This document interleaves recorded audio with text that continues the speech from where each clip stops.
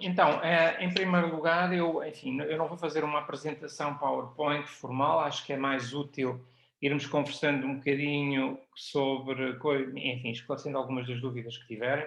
Em todo caso, o que é que eu vos queria dizer que são aquilo que me parecem marcas distintivas do NBR, do Nova Biomedical Research, deste curso? Duas das coisas mais importantes das características mais importantes deste curso têm a ver com o facto dele ser totalmente baseado na investigação e de ser centrado no estudante. E de ser ainda todo ministrado e todas as atividades serem em língua inglesa. Portanto, somos um curso internacional, o nosso objetivo é ter estudantes estrangeiros. Temos conseguido ter em todas as edições um número variável de estudantes estrangeiros, desde, enfim, de vários países europeus, dos Estados Unidos, da África. Temos tido, de facto, uma diversidade de estudantes que é também um fator de enriquecimento deste curso. O que é que eu digo o que é que eu quero mais dizer quando digo que o curso é baseado na investigação? Significa que temos uma componente prática muito importante durante todas as atividades formativas. Temos três rotações laboratoriais, cada uma delas de 3 semanas, que são totalmente práticas e nos laboratórios, em laboratórios, enfim, do CEDOC ou de outros centros aos quais estamos associados, ou podem eventualmente também ser outras unidades fora, se quiserem, da esfera da Faculdade de Ciências Médicas e do CEDOC. E, portanto, para além desta componente de investigação e esta componente prática, o nosso objetivo desculpa, é termos um curso em que o estudante é efetivamente o centro e, portanto, temos um acompanhamento tutorial muito próximo dos estudantes, procuramos ajudar os estudantes a desenvolverem trajetos que sejam ajustados àquilo que são as suas necessidades individuais e, portanto, temos uma forte componente tutorial. Será que podem ligar as vossas câmaras ou alguma regra que eu gostava mais de vos ver à medida que vou falando, mas, enfim, se puderem ligar e quiserem, era uma coisa boa, eu prefiro, senão sinto-me assim um pouco estranho estar a falar no computador. Bom, em todo caso, obrigado. Como é que chama a senhora do Unlimited Future? Inês. Inês, obrigado Inês por ter ligado a sua câmara.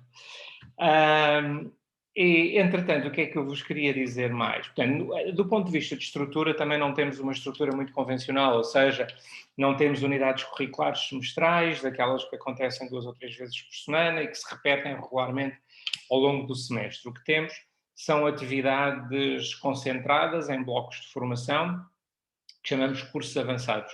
E cada um destes módulos tem uma duração tipicamente 3 semanas. Alguns módulos têm uma duração, um módulo, aliás, tem uma duração de 6 semanas, que é um módulo de regulação solar, e uma vez concluídos esses módulos, estão concluídos. Portanto, em 3 semanas concluem um bloco de ensino ou de atividades, não é bem ensino, também é ensino, mas não é só ensino, concluem um bloco de atividades e passam para o módulo seguinte. Temos 3 ou 4 módulos obrigatórios e depois temos uma variedade de módulos optativos, que é aquilo que acaba por definir quais é que são as áreas de especialização que vão ter no final do curso. Portanto, o curso tem 4 ramos, como sabem, e a especialização num desses ramos é definida com base nas escolhas que os estudantes fazem durante a rotação e os cursos avançados que vão fazendo também ao longo do curso.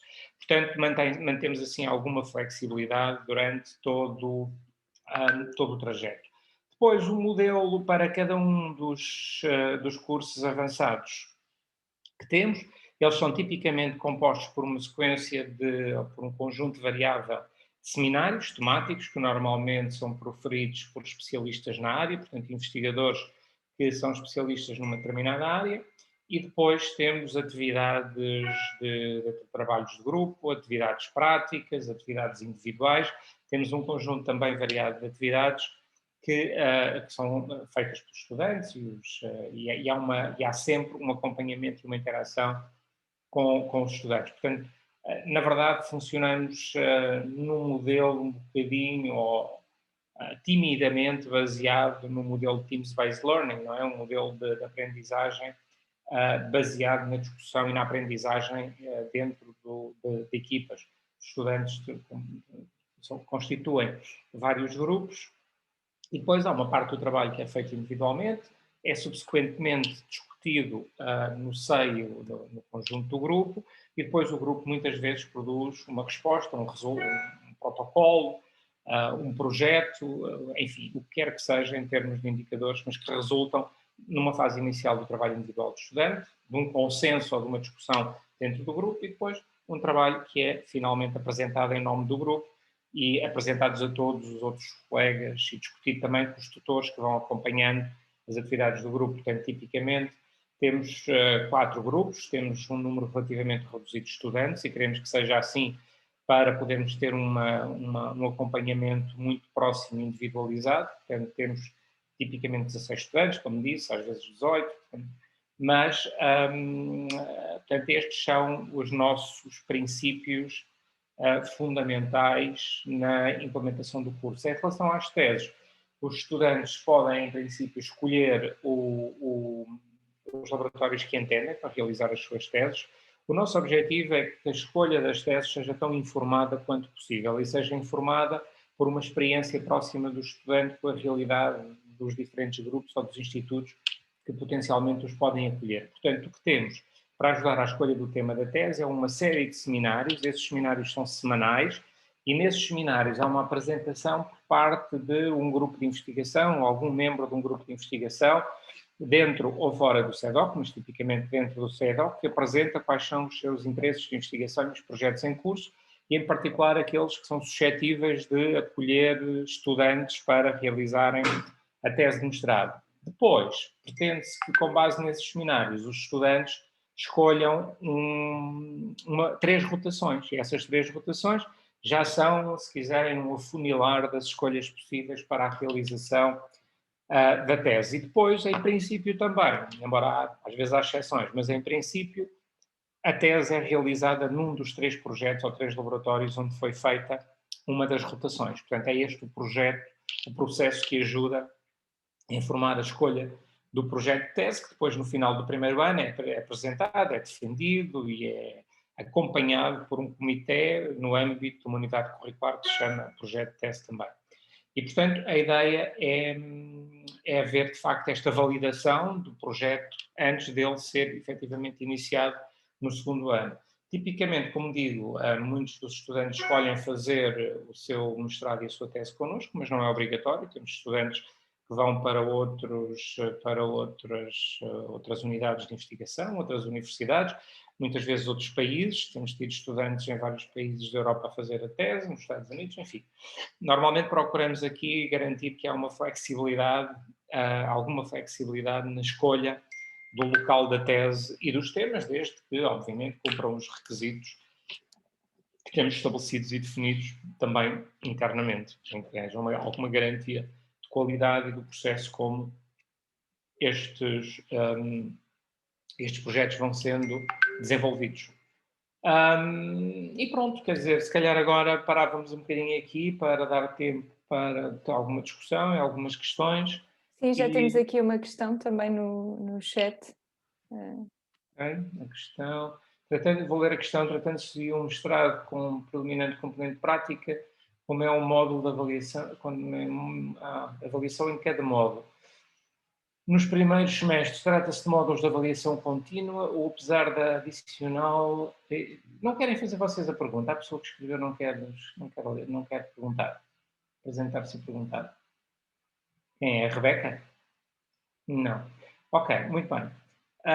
Então, a internet da Rebeca não está bem. Vou responder à Rebeca.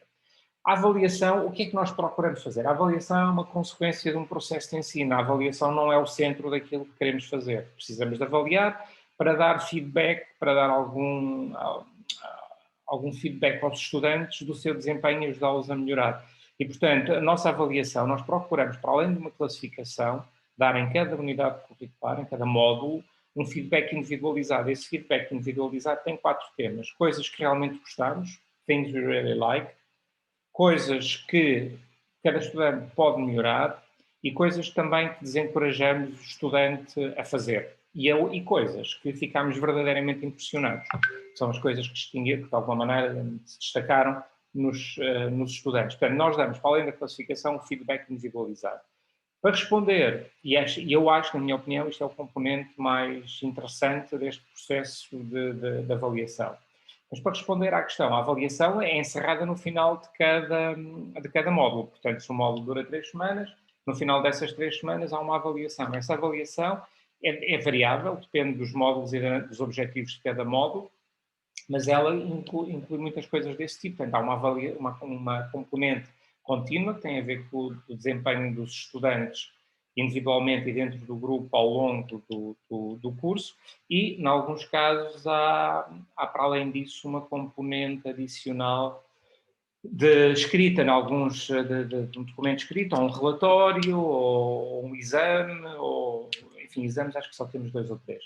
Mas há uma componente, se quiserem, mais objetiva, mais escrita, em alguns casos. A Joana, existe alguma limitação na escolha? Não há nenhuma limitação na escolha dos ramos, do tipo de haver um número de vagas mínimos para cada. Haver um número de áreas mínimos inscritos para algumas cadeiras pode existir, embora estejamos a procurar colmatar isso e não tem sido um problema. Ou seja, porque muitas vezes, em alguns casos, os estudantes podem fazer uma unidade curricular no segundo ano e, portanto, se aquela unidade curricular que era importante para a definição, para a escolha de um determinado ramo, não abrir no primeiro ano, vai abrir no segundo ano, com mais estudantes. Portanto, normalmente isso não tem sido um problema e cada estudante tem conseguido fazer a sua formação no ramo que entende. Não sei se respondi, se tem mais questões.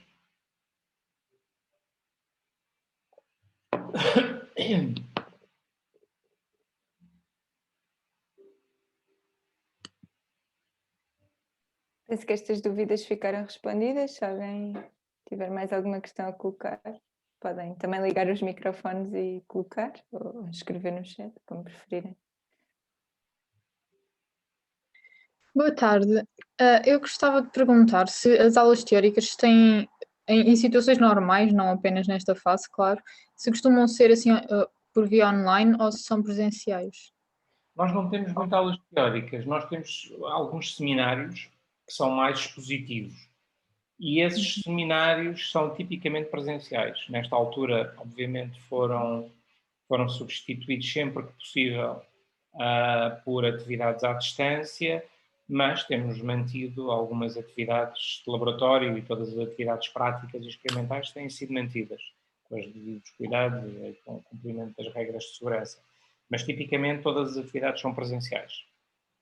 Ok, obrigada. Ana?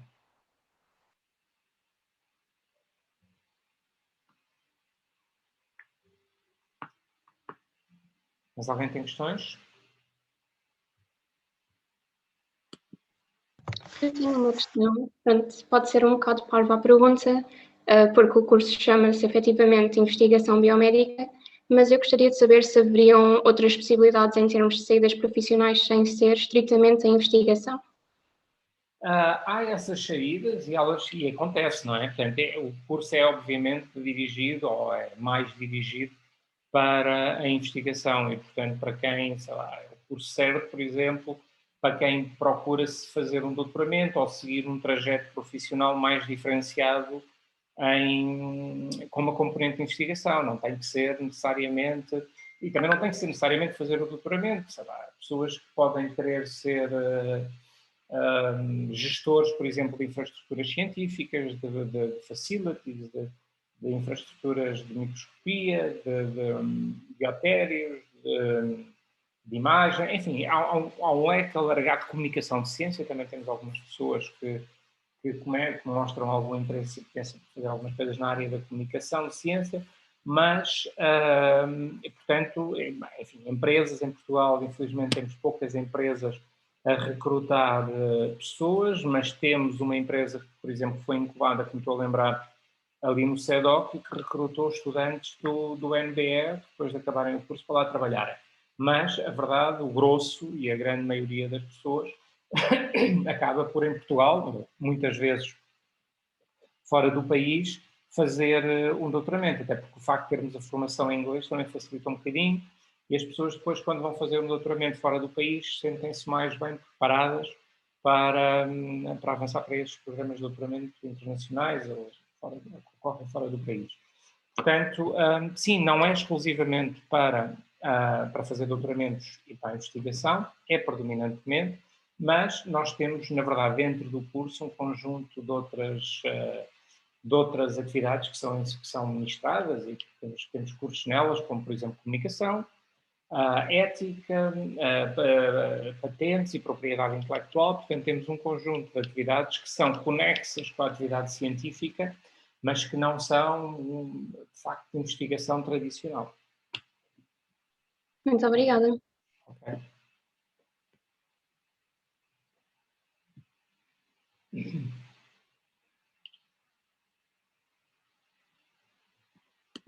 Mais alguém tem questões? O senhor disse que é muito comum os alunos depois, quando fazem doutoramento, fazerem no estrangeiro.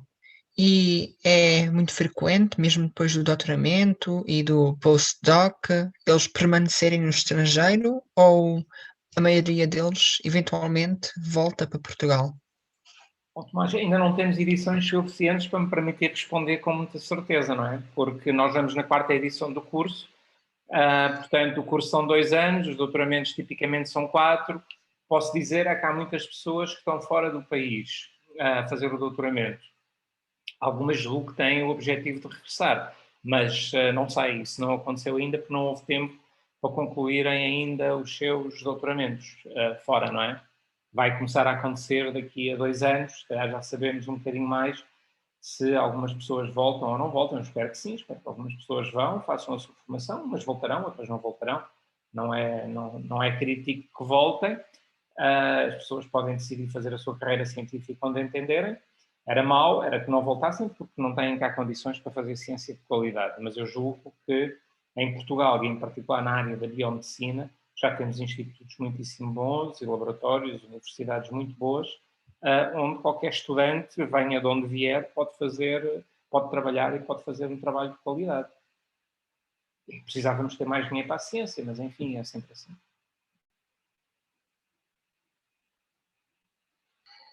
E acha que hoje em dia a vida está fácil para novos investigadores? Porque uma coisa, eu sei que as condições são melhores para os investigadores que já estão nesta área há décadas e décadas, mas agora uma pessoa que seja jovem e que entra agora, porque eu ouço muitas histórias de pessoas que estão em péssimas condições, que, por exemplo, nem o salário que recebem nem conta para a reforma e é baixo. Pois, coisas dessa natureza. Essa é uma boa questão e é pertinente, porque a verdade é que há muitos anos, quando eu fiz a minha formação e quando fiz o meu doutoramento, havia muito pouca gente a ser doutorada em Portugal. Portanto, as pessoas que se doutoravam nesta área, se tivessem algum talento, não eram todas, mas se tivessem algum talento e alguma capacidade, o sistema também era bastante mais pequeno, mas muitas delas conseguiram ser incorporadas. Atualmente, temos muito mais gente a concorrer, há muito mais candidatos, muito mais concorrentes para entrar nas carreiras académicas, seja que é isso que estás a falar de investigação e de docência. Temos mais oferta, mas também temos muito mais procura. Agora, é verdade também aquilo que disseste. As condições provavelmente nunca foram tão boas. É claro que nós desejaríamos todos que em Portugal se investisse mais em ciência e investigação. Mas o crescimento nos últimos anos tem sido extraordinário. Portanto, temos laboratórios que não existiam há 10 anos, há 15 anos. O CEDOC, por exemplo, é recente, tem 7 anos, 5 anos. São edifícios completamente novos, construídos de raiz, para albergar uma nova unidade de investigação. Temos 300 doutorados. Portanto, é uma estrutura muito grande. Isto não existia há 10 anos, há 7 anos. Portanto, há de facto mais oportunidades. Se me perguntas se há algum nível ainda de fragilidade nos investigadores, mas há cada vez menos, em resultado também de algumas alterações legislativas que obrigam, por exemplo, à contratação dos investigadores. Neste momento é muito difícil ter bolsas que não sejam para formação. Portanto, as únicas bolsas que ainda existem são as bolsas de doutoramento e, enfim, esporadicamente outros tipos de bolsas. Neste momento, a maior parte dos investigadores, e nós os que temos aqui no CEDOC, são contratados, têm contrato de trabalho, descontam, têm reformas. Portanto, aquela ideia que havia antigamente e até recentemente de que as pessoas se eternizavam como bolseiros e passavam toda a sua vida a receber bolsas que efetivamente não descontavam para a segurança social e, portanto, não tinham os benefícios, nem os gastos, mas não tinham os benefícios que daí advém, já está a acabar. Portanto, eu acho que a coisa está a melhorar e acho que sou otimista e tenho esperança que vai continuar a evoluir num sentido que é favorável. É claro que, se calhar, enfim, as pessoas vão encontrando trajetos também alternativos, mas eu acho que as pessoas com talento, para quem tem talento e gosta de fazer investigação, existem atualmente condições muito boas. Eu sei que isto que pode ser um bocadinho mais difícil, um pouco mais difícil de responder, visto que esta é a sua área, mas acha que nas outras áreas de pesquisa, como, sei lá, por exemplo, bioquímica, acha que nessas áreas as condições de trabalho também estão a ficar melhores, no sentido de não haver tanta gente que depende 100% de bolsas? Eu acho que sim, acho que isso estão a ficar melhor em todas as áreas. Há uma, de facto, uma política do governo que, apesar de, como te digo, o financiamento ser insuficiente para aquilo que seriam as nossas necessidades e o nosso gosto, tem mudado a parte do emprego científico. O emprego científico é a grande aposta deste governo, para o bem e para o mal. Portanto, tem havido, de facto, políticas ativas de promoção do emprego em todas as áreas do conhecimento, nomeadamente aquelas que são geridas pela Fundação para a Ciência e Tecnologia, que é a principal agência de financiamento da ciência em Portugal. Portanto, eu acho que sim, está a haver, de facto, uma maior, se quiseres. É claro que o sistema continua muito competitivo, as taxas de sucesso, quando há um concurso de emprego científico, as taxas de sucesso são muito baixas e era melhor que fossem mais altas, e precisaríamos de mais dinheiro. Mas a precariedade que existia em resultado das bolsas, que não eram contratos, está progressivamente a desaparecer. E eu acho que depois nós vivemos também num mundo global. É natural que algumas pessoas escolham ir trabalhar para outro país e é natural que algumas pessoas de outros sítios também escolham vir trabalhar para Portugal. Temos que, para isso, oferecer condições boas e ter sistemas capazes e competitivos. E eu estou convencido que em todas as áreas, genericamente, há, de facto, condições melhores agora do que havia há algum tempo atrás. Não, são as desejáveis, são as ideais? Não. Portugal investe pouco do seu PIB em investigação, do seu produto interno bruto em investigação, comparado com alguns outros países, mas tem vindo a aumentar e, portanto, é um caminho. E eu acho que na vossa geração, que vão começar agora e a decidir se querem fazer uma carreira em ciência, vão aparecer oportunidades muito interessantes. Estamos a entrar nos 5 minutos finais, não sei se existem mais algumas questões.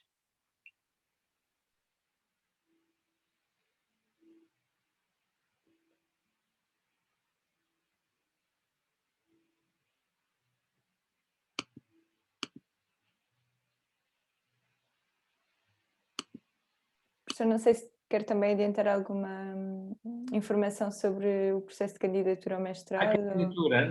As candidaturas vão começar no início de abril e vão decorrer durante 1 ou 2 semanas. Vamos ter 2 fases, mas o meu conselho é que se tentassem candidatar ou mostrar a vossa intenção de se candidatarem nesta primeira fase, independentemente de terem concluído ou não os vossos graus já. Porque normalmente as primeiras fases onde aparecem os melhores estudantes são as mais competitivas, o processo é baseado, enfim, não é muito baseado na classificação, a classificação vale o que vale, portanto, porque os estudantes são de origens diferentes e de escolas diferentes e têm muitas vezes classificações que não traduzem necessariamente o real valor do estudante para estas atividades de investigação. E o que nós procuramos, na verdade, não é tanto estudantes com muito boas notas, é estudantes com grande potencial de desenvolvimento e grande gosto e paixão pela ciência. Portanto, a candidatura é feita, tem que enviar o currículo e depois uma carta de motivação, que é um elemento muito importante para a nossa seleção. Dessa primeira fase, que decorre, como digo, desta apreciação curricular mais carta de motivação, escolhemos um conjunto de estudantes que vão ser entrevistados, numa entrevista individual, e o resultado dessa entrevista normalmente é o que decide e o que acaba por pesar mais na decisão final de aceitar ou não o estudante. Portanto, quem quer concorrer ou quem considera concorrer, eu proporia que o fizessem na primeira fase, que apresentassem essa vossa intenção, que obviamente ficará sempre um bocadinho condicionado depois se concluíram o grau ou não concluíram o grau.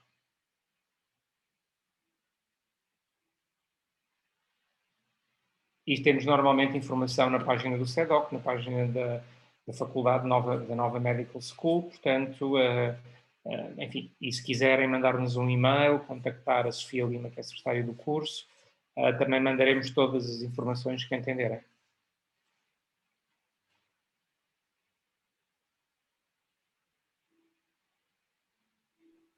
Estamos mesmo perto do fim, se alguém tiver mais alguma questão.